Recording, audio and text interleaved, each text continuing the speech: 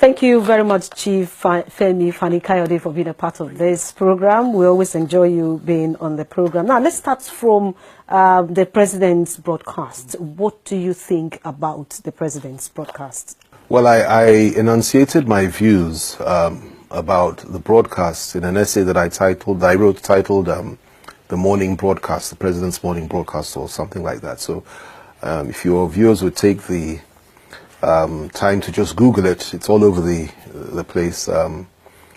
My views are clearly enunciated there, but just to try to put it in a nutshell, I felt it was shallow, I felt it was divisive, I felt that it was very arrogant in many ways, talking down to Nigerians, issuing threats, telling them that certain things are settled law, because he had discussed it with the great Chief Ojukwu, allegedly discussed it with the great Dim, Emeka Ojukwu, many years ago, drawing red lines against the media, basically insulting Nigerians and making it look as if we have no right whatsoever to think or to say what we wish to think or say.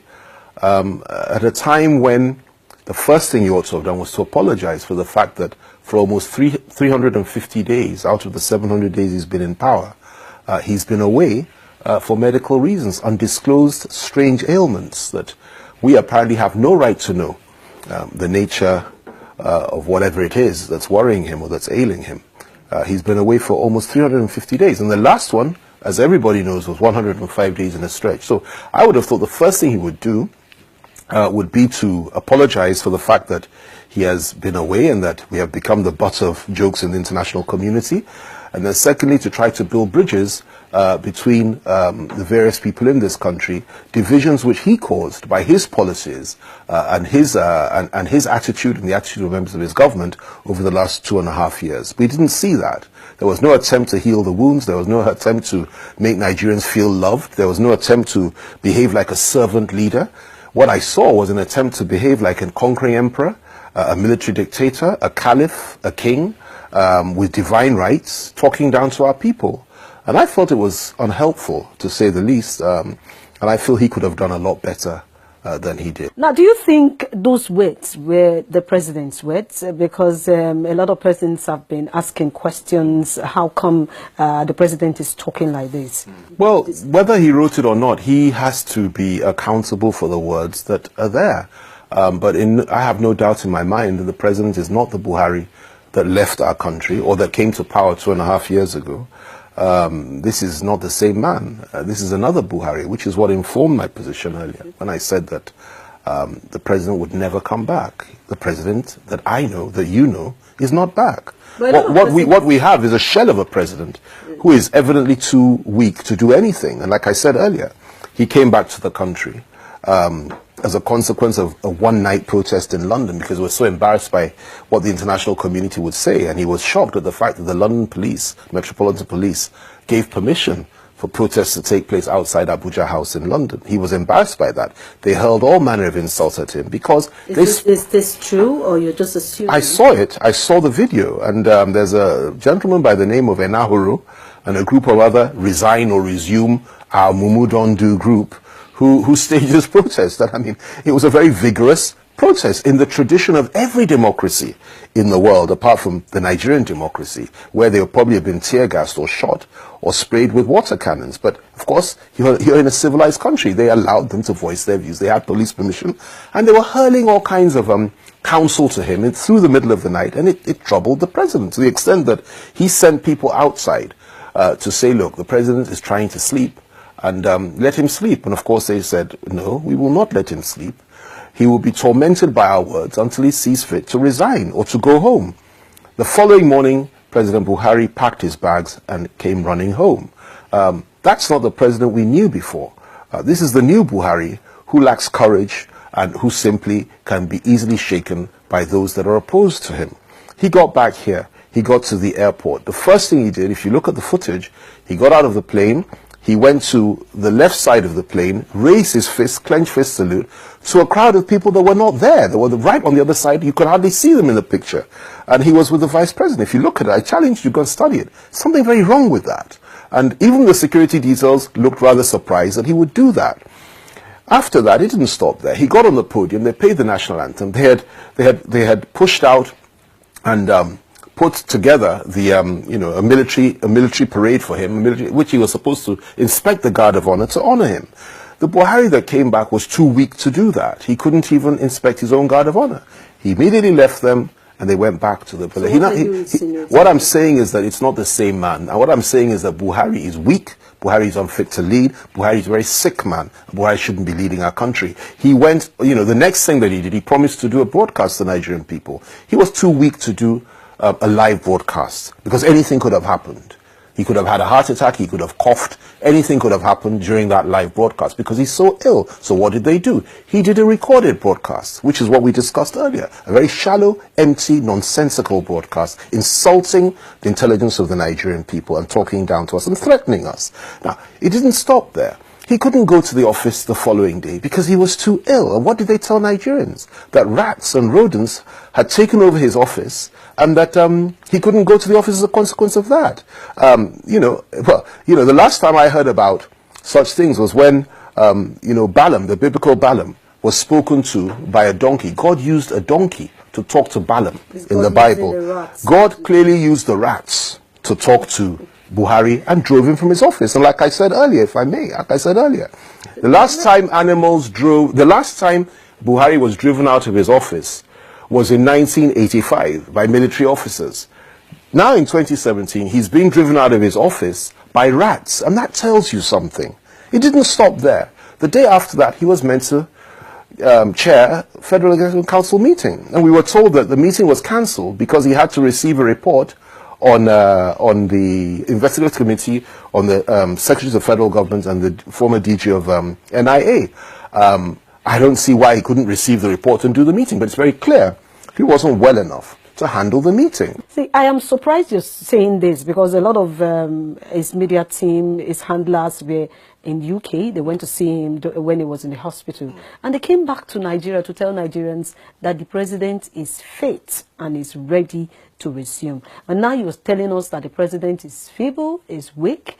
And they also made us understand that the doctors, in fact, they certified him fit to rule. So the Buhari that came on Saturday was a Buhari that was not well enough to come back.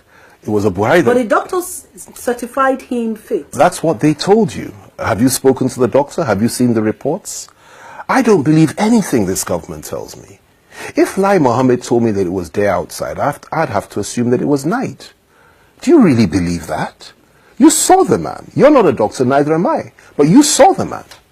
You saw the fact that he couldn't chair a council meeting. You saw the fact that he couldn't do a live broadcast. You saw the fact that he was clenching his fist and waving at a non-existent crowd. You saw the fact that he claims that rodents and rats had driven him from his office, so he couldn't go there. You saw these things. You heard these things. We all did. And you think the man is well enough? Let me tell you something that may shock you. The night that he saw Pastor Adeboye, a great man of God, that went to see him in London, I think a couple of nights before he came. Nights before he came. Sure. I'm pretty certain. I may be wrong. I wasn't there. But from all the reports I've had from those that should be in the know, and believe me, I do know some people around them, he didn't give Pastor Adeboye the slightest impression that he was going to be traveling. None whatsoever. It came as a shock to even the vice president, indeed to everybody, that just literally, in the early hours of the morning, he said he's coming back the following day, or I think the night before, he said he's coming, and that's why they issued that rush statement. They were all shocked. Why? Because the Mumu Don't Do movement had done a very good job, and I commend them for their courage. What a small group of people can do throughout the international community in various national capitals. Credit for the return of the president. I most certainly am. I have no doubt the president would not have come back had it not been for the fact that he was harassed out of London by the voices, the loud voices, the resounding voices of a small group of people that represented the overwhelming majority of Nigerians throughout the world. Now let's talk about the peace and unity of Nigeria, the broadcast of restructuring. The president, we expected him to return from the UK and tell Nigerians things about restructuring, some things that can put a stop to these agitations and call for secession in Nigeria. But what do you think? Did the president even do the right thing? I think it's made the divisions worse. His speech has has widened the fault lines even more than they were. They have caused more division. His words have hurt more people, and his policies have caused more division than any other president in the history of our country. And that is a fact. Even Gawan, who was a wartime head of state, tried his best to be careful with the things he said during the Civil War.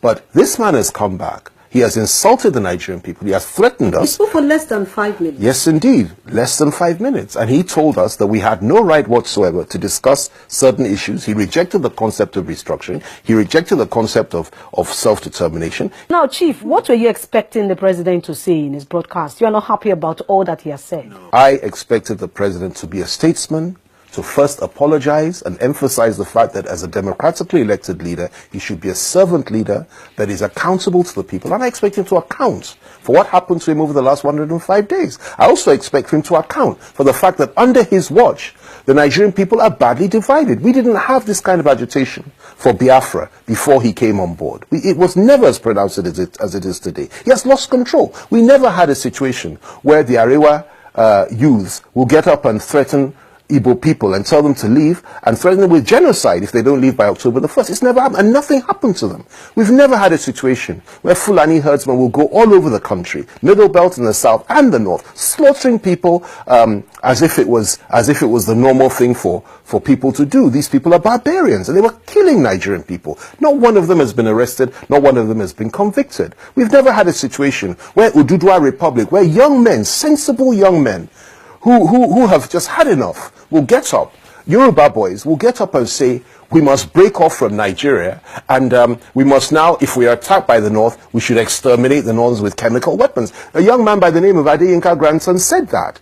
I saw it on YouTube about 2 weeks ago. It was never like that before. And I don't accept his view that anybody should be gassed with chemical weapons. But I fully appreciate and understand his frustrations. We've never had a situation where the Niger Deltans will say, or a group of Niger Delta militants will say the Northerners and the Yorubas should leave the Niger Delta by October the 1st. We've never had a situation where you have every single security agency in this country, a blessed country, a multi-religious, multi-ethnic, multicultural country, where you have every single security agency manned by a Northern Muslim, except for one, which is the Navy. We've never had all these are strange and new things to us. And what Buhari has done is that he has given us all this, created this division, and now they're trying to tell us that we have no right to criticize them. They want to impose a culture of silence. They want to intimidate and threaten us. And they want to say, if you do anything, say anything out of it, we will deal with you. And we are ready for that. The president came back and said that he read everything through the social media and he was not happy. In fact, he was depressed with the things he read through the social media about Nigeria. And he also made a statement that those words crossed the red lines. And he said, anyone, he has given the military the marching order to take up any troublemaker, anyone found indulging in hate speeches, and anybody that wants to divide the country. What do you think? The architects of hate speech are the very people that are talking about hate speech now. First, how do you define hate speech? If I criticize the government, is that hate speech? They should try. You see, these people are very limited. I'm sorry to say, not very well educated. And essentially it's a fascistic, dictatorial approach to governance. PDP never did that. Anybody could say anything. The worst we would do, I was spokesman for Obasanjo, as you know, for a number of years. The worst thing we would do is respond to you vigorously. We don't lock people up, we don't threaten. We won't say it's hate speech because we say we don't like Obasanjo's face, or because you say Jonathan's wife is this, that, and the other. You don't like Jonathan, Jonathan is cool. We don't call that hate speech. We call it free speech, and we respond in any way that we choose to with our own words, and we clarify the position. Well, you know that words at times can even cause war. They can happen in a world war. Which is precisely why I agree with you. Which is precisely why and that's a fair point. But that is precisely why we warned against this practice. If you remember, when we were in government and the APC started, when you say that if you lose an election, baboons and dogs, the blood of baboons and dogs will flow. When you say that you will impose Sharia law in every state of the Federation, when you say that Muslims should only vote for Muslims, when you say things like Jonathan is clueless and his wife looks like an illiterate hippopotamus, when you say all manner of insults that, you know, I don't want to repeat some of the horrific things that they said. When you say that you get on international media and you tell them that you're only going to help the 95% that supported you, the 5% you're not going to do anything for, meaning the Igbo people. Those are hate speeches. Of course, because what you're doing is that you are identifying a group of people, an ethnic group or a religious group. You are targeting them for persecution and you're setting them up for violence. That is unacceptable. You will never hear, at least most of us, will never say, kill people from whatever part of the country, or deal with people from... That is wrong. But a legitimate criticism of the government is the lifeblood of democracy. And they're trying to shut that down. You know why? Because they failed so badly in terms of the economy,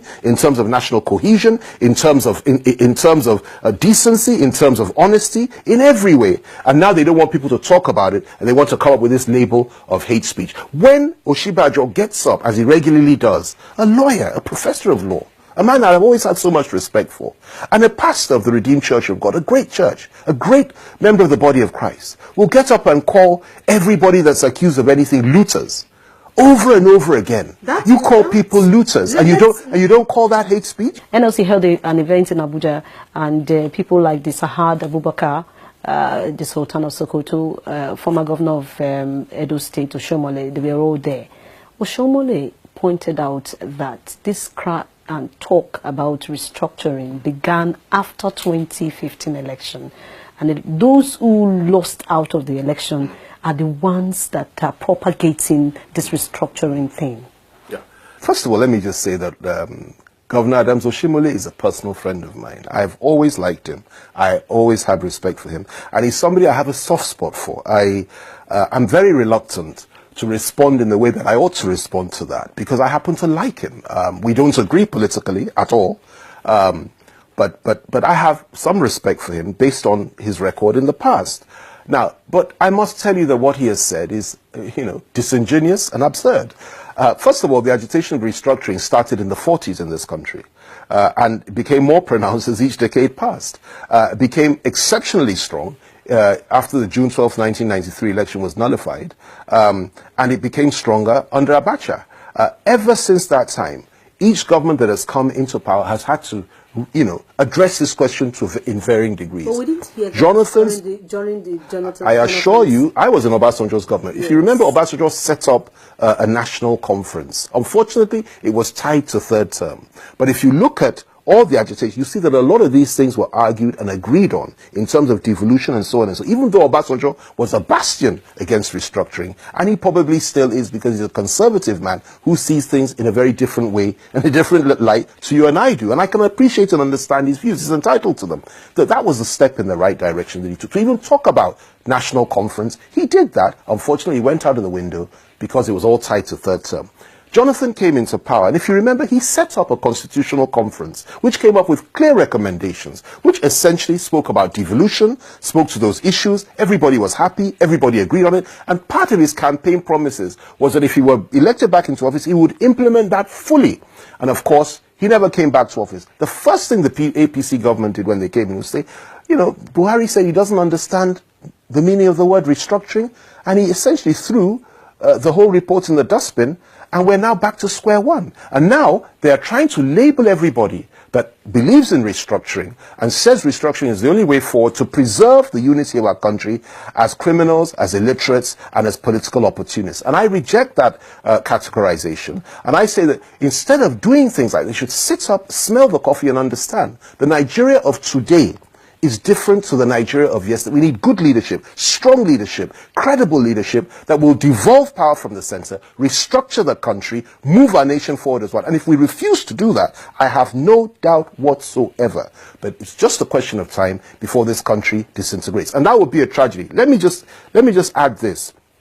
He also said that reportedly said that everybody that believes in restructuring, they're just members of the opposition group. Right? Yes. Again, this is absurd and nonsensical. I'm sorry to use those words about my friend, but to describe what my friend said, but that's the bitter truth. And is President Babangida a member of the opposition? Is Atiku a member of the opposition? Is the revered and honored Babade Banjo of Afenifere and all the leaders of Afenifere members of the opposition? Are the leaders of the OPC members of the opposition? Are the Niger Delta elders members of the opposition? Is Ohaneze, are they members of the opposition? Are the Middle Belt Forum leaders members of the opposition? Are T.Y. Danjuma and the revered Chief Solomon La, the chairman of the Christian Elders Forum, are they also part of the opposition? I mean, it is absurd. And it won't work. Let me take you back to the president's speech, where he said it is only the National Assembly and the National Council of States that have the legitimate right to discuss national issues. And a lot of person frowned at that statement. What do you think? Does that seem like the words of a normal person to you? The president is This is what the president, clearly the president is not himself. The president is not normal. I've told you already, the Buhari that came back is not the Buhari that left. He's not in, he has left the spirit of Buhari.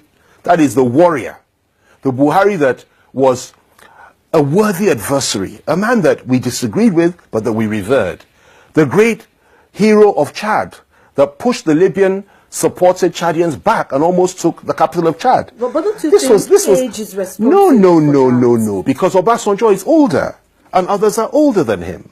Babangida is almost the same age. You won't hear that kind of garbage from them. For goodness sake. So and it is my advice to the president is to resign. I don't ask him to resign. Why? I demand for him to resign. Why do you he is too old. He is too weak. What about Mugabe, if you're talking about his age? Look at Zimbabwe as a consequence of Mugabe. And that is, again, a great civil war hero. That is Mugabe, a man that did so much to push the whites out of power and introduce majority rule, has now become a caricature and a joke of the international community. Is that what we want for Nigeria? You just quoted a part of the speech, quite rightly, that only the National Assembly. So the media are not supposed to dialogue about it. Nigerians are not supposed to discuss issues about self-determination and whether or not we want to remain together. Nigerians are not supposed to discuss restructuring. Clearly, there's an element of what I'll probably describe as dementia involved here. And I don't say this to insult. I say this to advise. And I say those that truly love President Muhammadu Buhari, that truly love him, will say, look, it's enough. Let us ask him to resign honorably. Go home and take care of his health. Let his family enjoy him for whatever number of years he has left. And let somebody else take the levers of power and lead Nigeria. We're not happy with the fact that it will be Oshibajo because constitutionally it would be him. Yeah. But let him be there so we can fire the arrows at him and we can take him on man to man. It's difficult for us to take on a man that they once described as a lion king, but now is not a lion king, but is a weak lion that is his dying days. And I'll tell you what, that rats and rodents can dictate to and can drive out of his office. We don't want that for Nigeria. You didn't believe in that statement, so a lot of presidents... But they said it, so I have to take them at their word. We know it's not true. Chief, on this program, we always clamor for the unity of Nigeria. We always want to find a solution to this cry, to these agitations from different regions. Because somebody like me, I do not want Nigeria to be divided. But we want a Nigeria that is fair, a Nigeria that is just, a Nigeria that can accommodate everyone as brothers and sisters. Now, what is, in your own words, what do you think and how do you think we can achieve what we are clamoring for? And is restructuring really going to be the solution to some of this problem? Well, first of all, let me start with the last thing you said. I'm a believer in Nigeria, but I think it's the height of arrogance to say the unity of Nigeria is not negotiable. That is the opinion of somebody. Others may have other opinions. I happen to believe that we ought to renegotiate to ensure that Nigeria remains one. That's the way forward. And that renegotiation embraces the whole concept of restructuring, devolution of power, resource control, ethnic emancipation, secular state, and so many other things. We need to sit down and talk about, have that discussion, and agree on the terms under which we should remain together. And I believe passionately in that. That's the way forward. And if we can do that, if we can see sense and good sense prevails, I assure you we will remain together. The danger is that if we don't view the consequences of not doing that, then we're not being fair to ourselves. In other words, if we close our eyes and say that, oh, nothing will happen if we continue the way we're going, then you're not a patriot, you're not a believer in unity. These issues are not settled, but they can be settled. But if they are not settled and we continue the way we're going, I assure you the worst may happen, and nobody wants that. I'd like to say thank you for being a part of the program. We do hope that when we invite you again, thank you very you much. Will oblige us. It's a pleasure. Thank you very much. Thank you so much. We've been talking with Chief Femi Fani Kayode, a former Minister of Aviation and the former spokesperson of the Jonathan campaign organization during the 2015 election. He has said a lot about restructuring and why we need to keep talking about it. And until we get it right, Nigeria will not remain Nigeria. And he also said so much about the president and his health, which anyway I may not agree with him for some of his points, but I think he has made his point that, and he has demanded the resignation of President Muhammadu Buhari. Until we come back on this program, do have a wonderful day.